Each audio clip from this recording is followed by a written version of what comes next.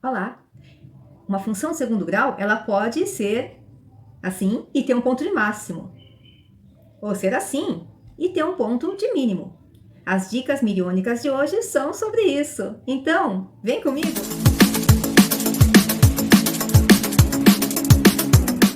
Aqui nós temos um exemplo da aplicação da função do segundo grau. Então, diz assim: suponha que no período de 45 dias o saldo bancário de uma pessoa possa ser escrito pela expressão que está aqui, sendo S de T o saldo em reais no dia T. Então, o que nós podemos ver aqui é que é uma função do segundo grau, porque o maior expoente aqui é 2. Sendo uma função do segundo grau, nós temos que saber que o gráfico é uma parábola. A parábola, ela pode ter a boca para cima, contente, ou ela pode ter a boca para baixo, triste. Então, o que define isso é olhar aqui. O número que acompanha o termo ao quadrado, se for positivo, como é o caso aqui, aqui é positivo. Então, eu digo que é uma parábola feliz, né? Boca para cima. O desenho dela, ela tem que ser alguma coisa assim, feliz, né? Boca para cima. E isso já ajuda bastante na hora de escolher as alternativas. Então, vamos para as alternativas. Então, esse aqui é o tempo e aqui é o saldo. Então, o saldo aumentou em todos os dias do período? Não, né? Ele desceu aqui, depois ele subiu. Então, não é a alternativa A. O saldo diminuiu em todos os dias do período? Não também, porque aqui o saldo foi diminuindo, mas depois ele subiu. Tá.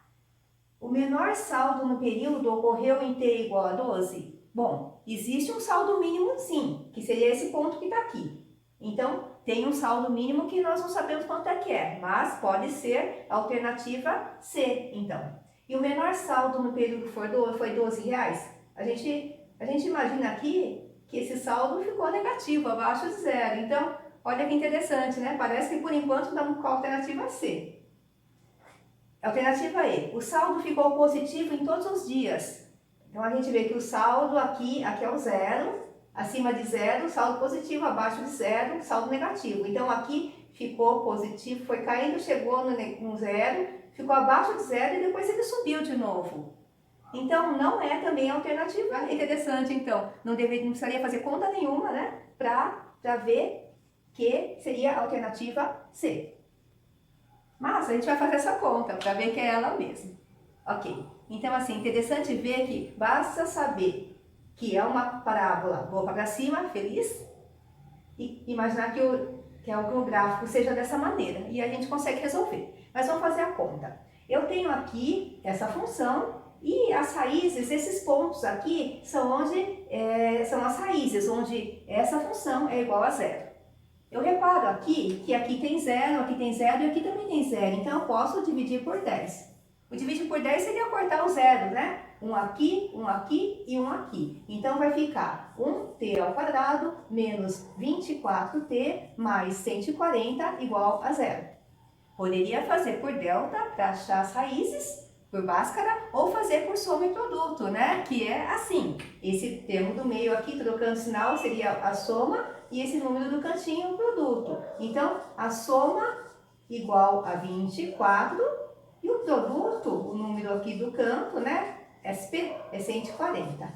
Por tentativa aqui, a gente poderia achar que os números são 10 e 14. Por quê? 10 vezes 14 dá 140 e 10 mais 14 dá 24. Ou poderia achar isso por delta também. Mas então quer dizer então que se a gente for fazer o desenho, vai passar pelo 10 e pelo 14, que são as raízes. E ela tem boca para cima. A gente sabe porque aqui é positivo, né? Esse número ser positivo indica que ela é boca para cima. O desenho dessa parábola ficaria então aqui assim. Assim, né? Aqui. O vértice, o ponto mínimo aqui, ele tem que estar bem no meio. Quem está bem no meio entre 10 e 14 é o 12. Então, esse ponto aqui, a gente vê, quem está bem no meio entre 10 e 14, eu poderia fazer 10 mais 14 dividido por 2, 24 dividido por 2, que vai dar 12. Então, esse ponto mínimo aqui é 12. T igual a 12. Por isso, realmente, a alternativa C. Existe um outro jeito de fazer essa conta, que é por essa fórmula. o vértice é menos B sobre 2A.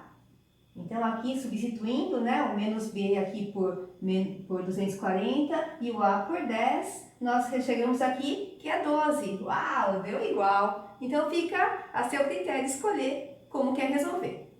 E é isso. Nesta questão do Enem, que fala que os viveiros e lagostas são cercados com telas. E aqui, então, esse viveiro é cercado usando integralmente 100 metros de tela. E pergunta, né, se a base é XY, quais são as medidas do X e do Y para que essa área dessa base seja máxima. Então, basicamente é como se fosse aqui, né, seria esse o viveiro para as lagostas, e eu quisesse cercar aqui com essa tela. Então, a base é cercada aqui com a tela e quer saber quanto que tem que ser as medidas dessa base, né, de X e de Y, para que use 100 metros de tela e tenha a área máxima. Bom, aqui eu refiz o desenho pensando só na base, então se aqui é X, aqui também é X, se aqui é Y, aqui também é Y. Eu posso falar então que 2X mais 2Y, que é cercar tudo, é 100, é igual a 100. Como o 2 e o 100 dá para dividir por 2, então eu posso escrever mais simples, que x mais y é igual, 100 dividido por 2 vai dar 50. Ou seja, a soma do x e do y tem que dar 50. Pensando nisso, olhando as alternativas, que a soma dá 50, ou só pode ser a D ou a A. O que já facilita bastante se for chutar ou é A ou é a D. Agora vamos fazer essa conta. Eu sei que a área é fazer x vezes y. Lado vezes lado, x vezes y. Aqui eu posso falar que o y é igual a 50 menos x, tá? Isolando o y. Então aqui substituindo, o x é x mesmo e o y é 50 menos x. Então essa área poderia ser escrita dessa maneira. Então eu posso falar que essa área é igual x vezes 50 vai dar 50x. E x vezes menos x vai dar menos x ao quadrado. E olha que temos aqui uma função do segundo grau. Como aqui é negativo, então ela é uma parábola boca para baixo, ela é tristinha. Se ela é boca para baixo, ela tem um ponto de máximo. E esse ponto de máximo é o vértice. E nesse caso, vamos fazer com a fórmula. Tá? Então, o x do vértice é fazer menos b sobre 2a.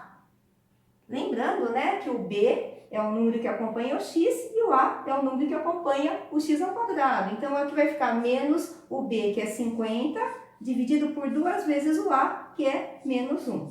Então, aqui vai ficar menos 50, dividido por menos 2, que vai dar 25.